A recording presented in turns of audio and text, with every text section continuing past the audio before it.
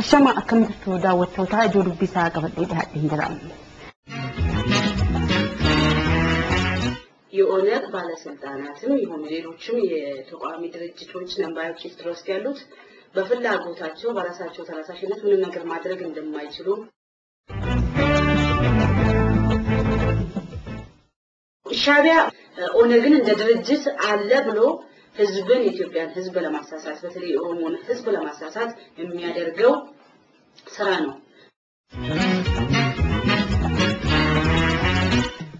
በነገራችን ላይ እዚህ ለስብሰባዎች የሚያካሂዱበት ጊዜ ነው ሰዎች የኦነግ በኦሮምኛ ሳይሆን የሚካሄዱ ስብሰባው በአማርኛ ነው የሚካሄደው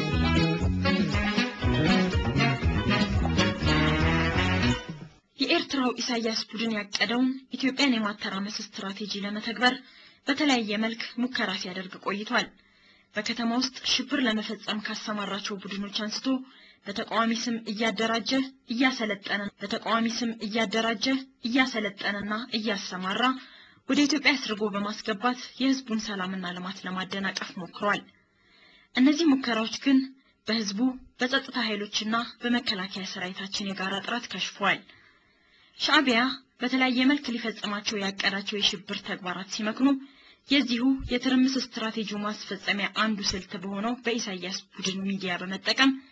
ኢትዮጵያን የማጥላላትና ሁከት የመቀስቀስ ከንቱ ሙከራ ለማድረግ እየተፈጨረጨረ ነው በዚህም የተቃዋሚዎች ሚዲያ የሚል ፕሮግራም ዘርግቶ ድብቅ አጀንዳውን ለማስፈጸም ትንፋሽ እስኪያጥረው ውጤት አልባ ለሆነ ጉዳይ ደፋ ቀና ሲል ይስተዋላል የኢሳያስ ቡድን የትርምስ ስትራቴጂ ማስፈጸሚያ ከሆኑት የሚዲያው ፕሮግራሞች ውስጥ ሻቢያ ለኦነግ መጠቀሚያ ብሎ የከፈተው የኤርትራ ቴሌቪዥን የኦሮምኛ ፕሮግራም አንዱ ነው የዚህ የኤርትራ ቴሌቪዥን የኦሮምኛ ፕሮግራም አዘጋጅና አቅራቢ የነበረችው ጋዜጠኛ አበባ ዮሴፍ ሰሞኑን ከኤርትራ ወደ ኢትዮጵያ መጣለች ሙሉ ስሜ አበባ ዮሴፍ ማሾ ባላለው ተወልጄ ያደግኩት የአካዳሚክ ትምህርቴ ከአንደኛ እስከ 12ኛ ክፍል ተምሬ ጨረስኩት በቤንሻንጉል ጉሙዝ ክልል 6 በአሶሳ ከተማ ነው ከዛ ወደ ኤርትራ ሄድኩት በ1991 ዓመተ ምህረት በኢትዮ ኤርትራ ግጭት ጊዜ ነው በዜግነቴ ኤርትራዊት ነኝ ኤርትራ በሄድኩኝ ጊዜ እና አሁን እስከመጣሁበት ጊዜ ድረስ ደግሞ በኤርትራ መንግስት ማስታወቂያ ሚኒስቴር ስር በኦሮምኛ ሬዲዮና የቴሌቪዥን ፕሮግራም ስር ተሰራ ነበር በዚህ ሙያ በሚሰራበት ጊዜ እንደ አዘጋጅና እንደ አቅራቢ ሆኜ ነበር የምሰራው አሁን ከኤርትራ ወደ ኢትዮጵያ ከመጣሁ ደግሞ አንድ ወር ሆኖኛል هركفوني أكم دستوداوتوتا أدو غلغلة كنان نوديهسا ከኤርትራ ወደ ኢትዮጵያ ለመጣበት ይቻልኩበት ዋናው ምክንያት ያው እንደሚታወቀው በአገሪቷ ውስጥ ነፃነት የለም እንደፈለክ መውጣት እንደፈለክ መግባት የለም በአገሪቷ ውስጥ ነፃነት የለም የመናገር መብትም ለፈለክ የመጻፍ መብቶችና መብት የሌሉ ያን በመጥላት ነው እና ከባለቤቴ ጋር ተነጋግረን እንዴት ይሻላል እንዴት እናርግ የተባባልን ጊዜ ከወሰንን በኋላ ነው እንግዲህ ያው ያምላክ ፈቃድ ሆኖ አሁን ለማጣ ይቻልኩት ኤርትራዊቷ ጋዜጠኛ አበባ ዮሴፍ ኤርትራ በነበረችበት ጊዜ ተሰራበት የነበረው የኤርትራ ማስታወቂያ ሚኒስቴር መስሪያ ቤት አወቃቀርና የኃላፊዎች አመዳደብን አስመልክቶ የምትለው አለ የኤርትራ መንግስት የማስታወቂያ ሚኒስቴር በአራት የተለያዩ ክፍሎች የተከፋፈለ ወይ ደግሞ የተደራጀ ነው አንደኛው ክፍል የጋዜጣ ነው ሁለተኛው የቴሌቪዥን ነው ሶስተኛው ደግሞ ድምጽ አፋሽ ወይ ሬዲዮ ነው አራተኛው ደግሞ የውጭ አገልግሎት ነው የጋዜጣውን ከላይ ሆኖ የሚመራው እሱ ባይባላል የሬዲዮውን ደግሞ ግርማይ በርሃ ወይ አሲምባ ይባላል የቴሌቪዥኑን ደግሞ አስመላሽ አብርሃ ይባላል የኤክስተርናል ሰርቪሶች አገልግሎቱን ደግሞ መኩሪያ ወልዶ ይባላል እነዚህ ሰዎች ከቤት ፕሬዝዳንት ጽፈት ቤት ታማኞች ናቸው መንግስቱ የሚፈልገውን ነገር በስራ ላይ ያወሉ ይችላሉ የመንግስትን ጥቅም በአግባቡ ሊወጡ ይችላሉ ብሎ በእምነት እዛ ስልጣን ላይ ወይ ደግሞ እዛ ቦታ ላይ የተቀመጡ ሰዎች ናቸው እነዚህ ለአራቱ ደግሞ በበላይነት ሆኖ የሚመራቸው ሚኒስትሩ ማለት ነው ይሄ ሚኒስትር በሚኒስትር ደረጃ ከ4 ወይ 5 ዓመት በፊት ነው በዛ ቦታ ላይ የተቀመጠው አቶ አሊ አብዶ ይባላል አሊ አብዶ ማለት በዚህ ቦታ ላይ ከመቀመጡ በፊት የኢሳያስ አፈወርቂ ኦፕሬተር ሆኖ ያገለገለ እንደነበረ ነው በወሬ የሰማሁት ወይ ደግሞ ማውቀው እስካወቅኩ ድረስ ማለት ነው። እና እኔ ለ8 ዓመታት ያክል ማለት ነው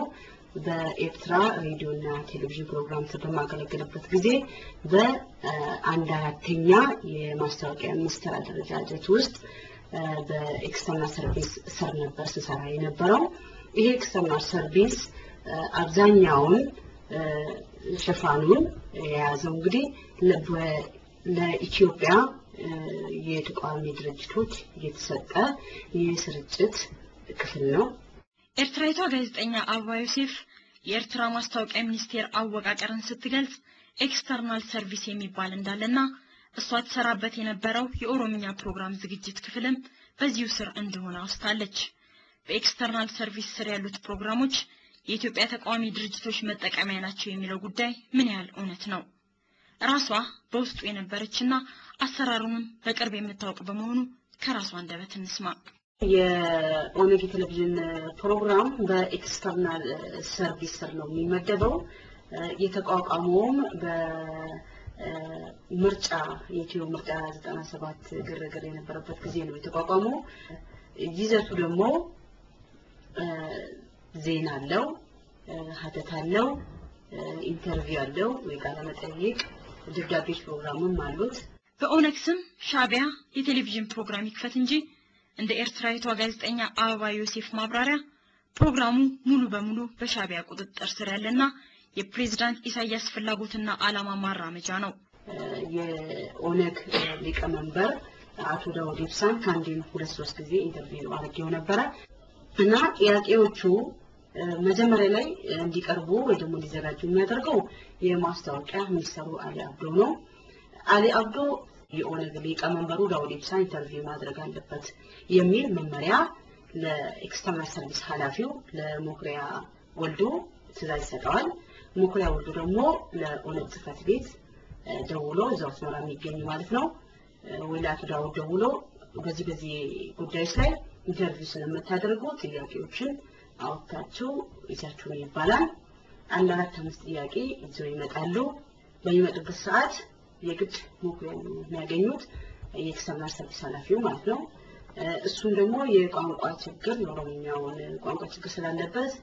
አንድ ኦሮምኛ የሚችል ኤርትራዊ ተብሎ ይጠራል። ለምሳሌ ብዙ ጊዜ የነበረው የሚጠራው እነዛን ጥያቄዎች እንድተረጉሙለት ይጠይቀኛል። አንደኛ ጥያቄ እንዲትላል ይችላልው ተረጉሙለታለሁ፣ ሁለተኛው እንዲህ ይያልክ ተረጉሙለታለሁ። አሁን በዚህ ጥያቄዎች ውስጥ ከነዚህ ጥያቄዎች ውስጥ የኤርትራ መንግስት የማይፈልጋቸው ጥያቄዎች ካሉ ይሄ አንደኛ ጥያቄ ይውጣ ወይ ሶስተኛው ጥያቄ ይውጣ ይሰራዝ ይባላል እንዳይጠየቁ ማለት ነው። በዛ ፋንታ የኤርትራ መንግስት የሚፈልጋቸው ጥያቄዎች እዛ ውስጥ ይካተታሉ ማለት ነው። እና እኒ ጥያቄዎች በሚሰሩበት ጊዜ የኦነግ ባለስልጣናት ምን ነገር ማድረግ አይችሉም። ይህንንም ጋዜጠኛ አበባ ካጋጠማት ተጨባጭ ነገር ጋር በማገናዘብ በምሳሌ ታቀርበዋለች። ለምሳሌ ለማንሳት ያክል አንድ ጊዜ በዛው ማስታወቂያ ሚኒስቴር የተወራው ነው ኦነግ ከኢትዮጵያ መንግስት ጋር ድርድር እንዲያደርግ የኢትዮጵያ መንግስት ጥሪ ያቀረበ የሚል ነገር ወሬ ነበረ። ያን ላይ እሱ በመመርኮዝ የኤርትራው ማስታወቂያ ሚኒስቴር ምን ያደርጋል? ቀጥታ ወደ ሞክሪያው ኤክስተርናል ሰርቪስ ኃላፊው ጋር